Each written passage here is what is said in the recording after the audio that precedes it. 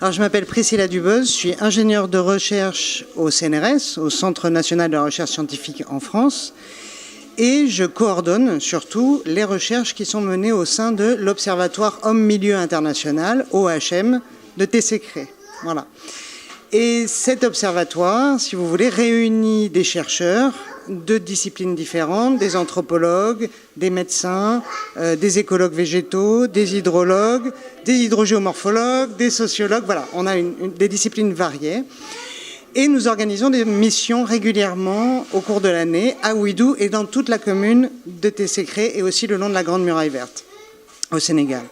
Chaque année également, en août, généralement fin août, on organise des universités d'été. C'est l'OHM qui organise ça.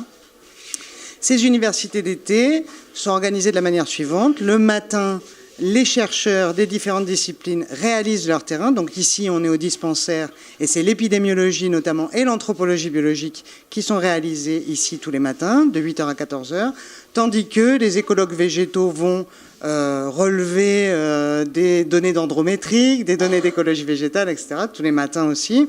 Les hydrologues vont sur les mares, les sociologues vont voir les gens, etc. Et ensuite, en fin d'après-midi, tout le monde se réunit pour assister à des séminaires où chaque chercheur va résumer ses résultats et où tout le monde va pouvoir discuter ensemble de ce qui se fait. L'objectif final, si vous voulez, de l'Observatoire Homme-Milieu, c'est d'étudier l'impact de la mise en place de la Grande Muraille Verte sur l'écosystème sahélien, sur Ouidou. Et pour ça, on examine l'impact de la Grande Muraille Verte sur les populations humaines, sur les populations animales, sur les populations végétales et sur le biotope, c'est-à-dire le climat, l'humidité, etc. Voilà. Et moi, je suis chargé de coordonner toutes ces recherches-là. Alors justement, c'est un thème de recherche qui est extrêmement développé actuellement au sein de l'OHM, c'est-à-dire qu'il fallait commencer par un état des lieux, un T0, finalement, avant la mise en place de la Grande Muraille Verte. Donc nous avons des anthropologues qui ont travaillé sur l'usage de l'eau par les populations, à Gatezen notamment, que vous avez peut-être rencontré. Nous avons également Jean-Luc Perry qui travaille cette fois sur l'hydrologie, carrément, et la qualité de l'eau, quoi, en général, dans les forages, dans les mares, etc. Nous avons aussi des parasitologues qui se sont intéressés à la qualité de l'eau des mares, à la qualité de l'eau du forage, savoir si elle était dangereuse ou pas. Et finalement, actuellement, on est en train de mettre en place ce qu'on va appeler, nous, un focus, c'est-à-dire vraiment un groupe de travail, de recherche interdisciplinaire sur la thématique de l'eau pour arriver à ce que les résultats de la recherche servent les politiques et au final, les populations. Oui, je pense que le gouvernement sénégalais saura écouter les résultats de ces chercheurs, de l'UCAD, des chercheurs sénégalais qui feront remonter l'information.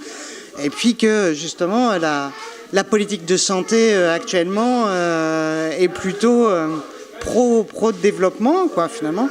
Et je pense que c'est quelque chose qui va arriver dans les années à venir. Je pense que la recherche met toujours du temps à se mettre en place, c'est nécessaire.